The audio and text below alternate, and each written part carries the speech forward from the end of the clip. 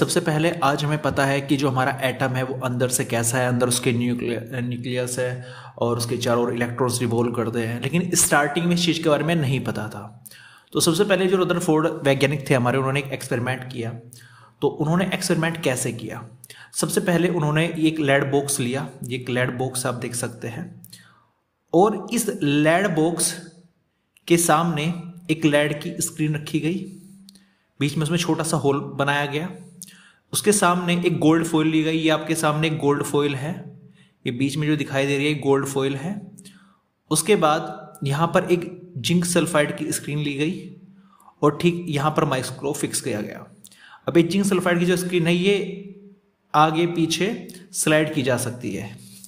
अब सबसे पहले क्या हुआ, तो अल्फा जो पार्टिकल था वो हमेशा एक रेडियो एक्टिव मटीरियल, पोलोनियम जैसे हो गया, उसको रखा गया एक बॉक्स के अंदर, लेड बॉक्स के अंदर, और उसने अल्फा पार्टिकल एमिट करना शुरू किया।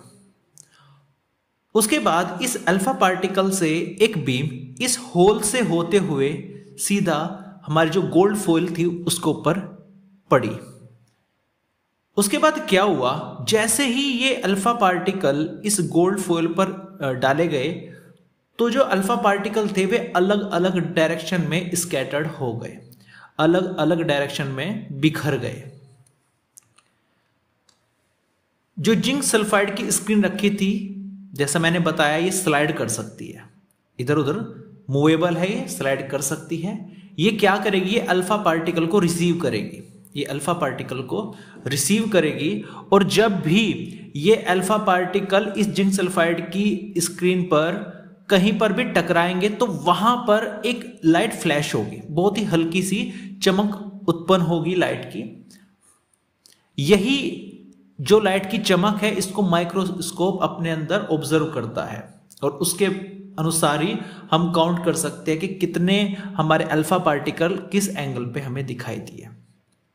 सारा का सारा खेल यहां पर यह है कि अल्फा पार्टिकल गोल्ड फॉइल के अंदर से होके उधर निकले, कुछ सीधे निकल गए, कुछ किसी एंगल पर मुड़ गए, और इस गोल्ड फॉइल के अंदर क्या है, एटम है, सीधी सी बात है। तो ये अल्फा पार्टिकल एटम के अंदर से गुजरे हैं। तो जैसे ही अल्फा पार्टिकल एटम के अंदर से गुजरे तो उसके ऊपर ही कंक्लूजन निकाले गए रदरफोर्ड के द्वारा।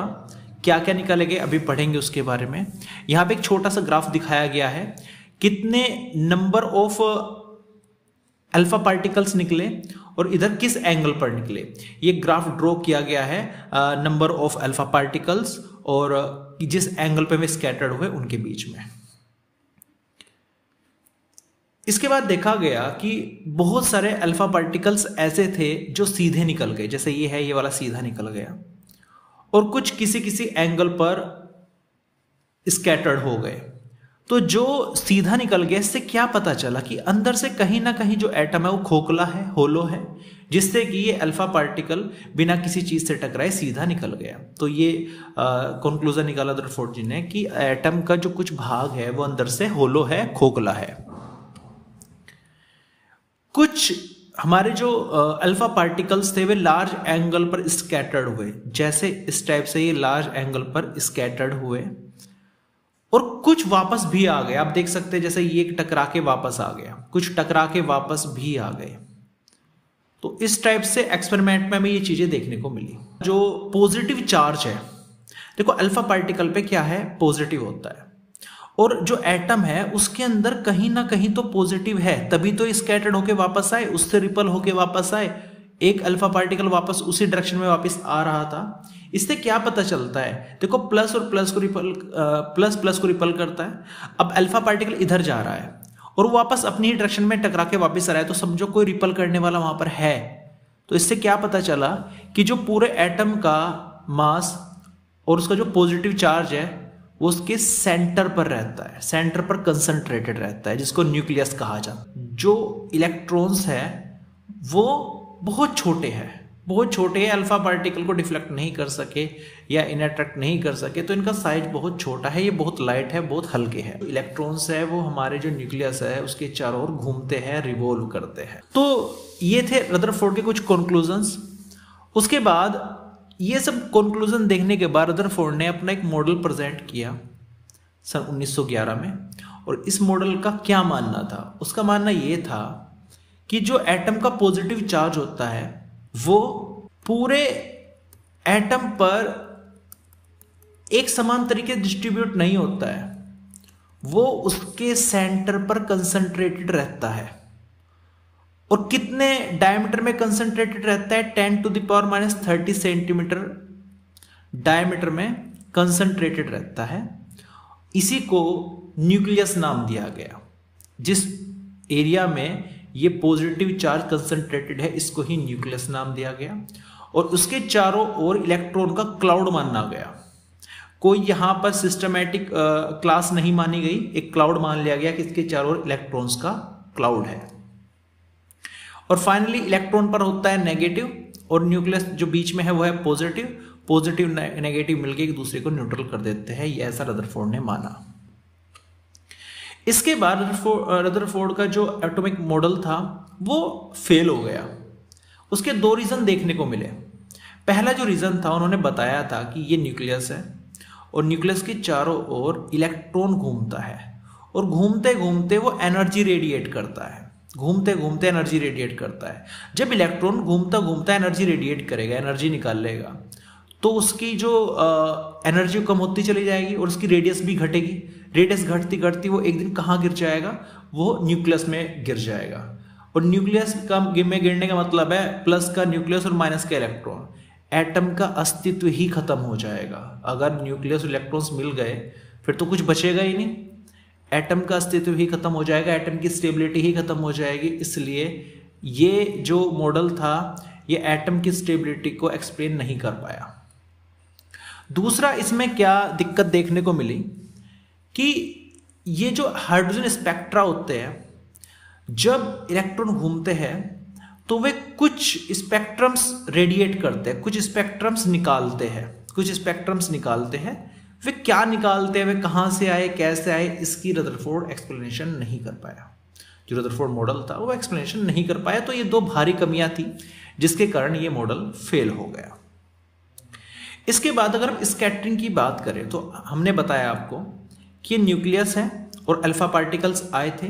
कुछ अल्फा पार्टिकल्स आपके टकरा के उसी पाथ पे वापस आ गए थे, कुछ टकराकर किसी किसी एंगल पर चले गए थे, कुछ इस एंगल पर चले गए थे। हमें मतलब है ये जो बीच में आया था, जो सीधा टकरा के उसी पाथ पे वापस लौट गया, इसका हमें एक फायदा मिला। इससे हमने क्लोजेस्ट अप्रोच डिस्टेंस फाइंड की। जैसे ये अल्फा पार्टिकल है, ये अल्फा पार्टिकल पे होता है पॉजिटिव चार्ज +2 होता है और जो न्यूक्लियस होता है उस पर प्लस के जेडी चार्ज होता है। अब ये भी प्लस का है और ये भी प्लस का है।